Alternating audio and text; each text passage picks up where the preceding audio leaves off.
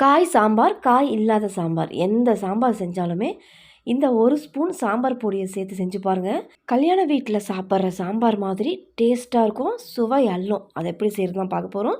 அதுக்கு முன்னாடி என்னுடைய சேனலை ஃபஸ்ட் டைம் பார்க்குற வியூவர்ஸாக இருந்தீங்கன்னா மறக்காமல் என்னுடைய சேனலை சப்ஸ்கிரைப் பண்ணிக்கோங்க. வாங்க இப்போ எப்படி செய்கிறதுன்னு பார்க்கலாம்.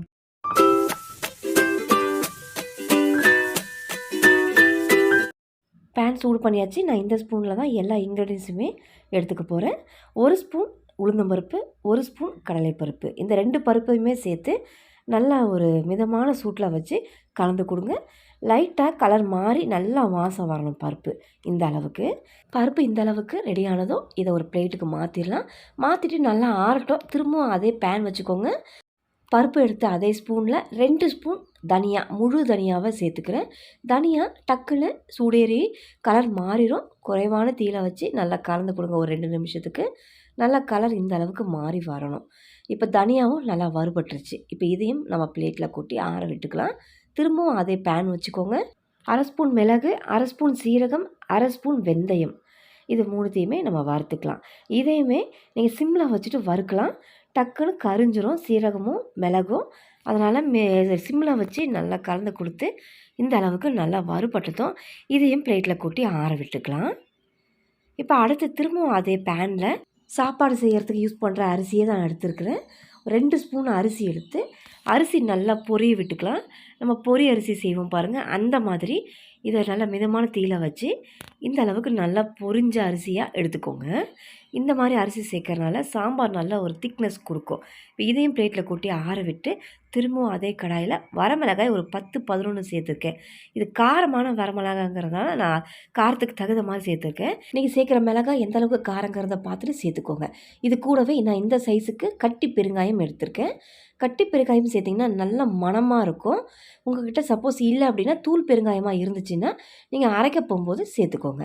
இப்போ இதையும் சேர்த்து லைட்டாக கலர் மாறி இருக்குது. மிளகாவும் பெருங்காயமும் நல்லா சூடி இருக்குது. இப்போ இதையும் தட்டில் கொட்டி ஆற விட்டு திரும்பவும் அதே கடாயில் நல்லா ஒரு கைப்பிடிக்கு ஃப்ரெஷ் கருவேப்பிலை சேர்த்து கிறிஸ்பாக வறுபட்டு எடுத்துக்கலாம். இதை மிதமான தீயில வச்சு 1 நிமிஷத்துக்கு நல்லா கலந்து கொடுத்தீங்கன்னா நல்லா கிறிஸ்பாக பொரிஞ்சு வந்துடும்.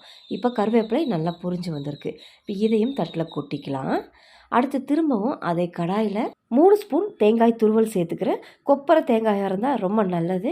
எனக்கு கிடைக்கல, அதனால் நான் ஃப்ரெஷ் தேங்காயை மிக்ஸி ஜாரில் ரொம்ப பொடி துருவலாக துருவிட்டு சேர்த்துக்கிறேன். அப்போ தான் நல்லா கலர் மாறி வரும்.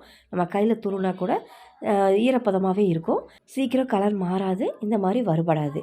இந்த அளவுக்கு பொடி துருவலாக துருவிட்டிங்கன்னா இந்த மாதிரி ப்ரௌனிஷாக தேங்காய் நல்லா மாறி வரும். இப்போ வறுக்க வேண்டிய பொருட்கள் அவ்வளவுதான். எல்லாத்தையுமே வறுத்து எடுத்துட்டோம். இது எல்லாமே ஆறி இருக்குது. கருவேப்பிலையும் நல்லா கிறிஸ்பாக பொரிஞ்சு வந்திருக்கு. மிளகாயும் நல்லா வறுபட்டுருக்கு.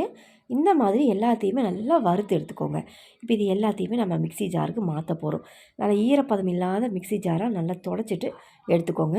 வறுத்து ஆற விட்டால் எல்லா இன்க்ரீடியன்ஸுமே இந்த மிக்ஸி ஜாருக்கு சேர்த்துருங்க. நான் சொன்ன அளவுகளோட எல்லா இன்க்ரீடியன்ஸுமே நீங்கள் சேர்த்திங்க அப்படின்னா சாம்பார் ரொம்ப டேஸ்ட்டாக இருக்கும். இப்போ இது எல்லாத்தையும் சேர்த்துட்டோம். இதில் ஒரு 1/2 ஸ்பூன் மஞ்சள் தூள் சேர்த்து ஃபைன் பவுடராகவே அரைச்சிக்கணும். குறப்பாலாம் அரைக்கக்கூடாது. ரொம்ப ஃபைன் பவுடராகவே அரைச்சி எடுத்துக்கோங்க. இந்த அளவுக்கு அரைக்கும்போது நல்ல வாசமாக இருக்குது இந்த சாம்பார் பொடி. இதை நீங்கள் 1 ஸ்பூன் சாம்பாரில் சேர்த்திங்க அப்படின்னா சுவையும் மனமும் அள்ளும். கண்டிப்பாக நீங்கள் இந்த சாம்பார் பொடியை ட்ரை பண்ணி பாருங்கள். ஒரு கண்டெய்னரில் நம்ம சர்வ் பண்ணி வச்சுக்கலாம். கிட்டத்தட்ட ஒரு 8 ஸ்பூன் அளவுக்கு எனக்கு மசாலா பவுடர் ரெடியாக இருக்குது. ஒரு 8 தானே நம்ம சாம்பார் வைக்க போகிறோம் அப்படின்னா இந்த பவுடரை யூஸ் பண்ணிக்கலாம். அப்பப்போ ஃப்ரெஷ்ஷாக அரைச்சி யூஸ் பண்ணிக்கோங்க. ரொம்ப நல்லது. ரொம்ப ஸ்டோர் பண்ணாமல் கண்டிப்பாக ட்ரை பண்ணி பாருங்கள் இந்த சாம்பார் பொடியை. இந்த வீடியோ பிடிச்சிருந்தால் என்னோட சேனலை மறக்காமல் சப்ஸ்கிரைப் பண்ணுங்கள். ரொம்ப பிடிச்சிருந்தால் லைக் ஷேர் பண்ணுங்கள். தேங்க்ஸ் ஃபார் வாட்சிங்.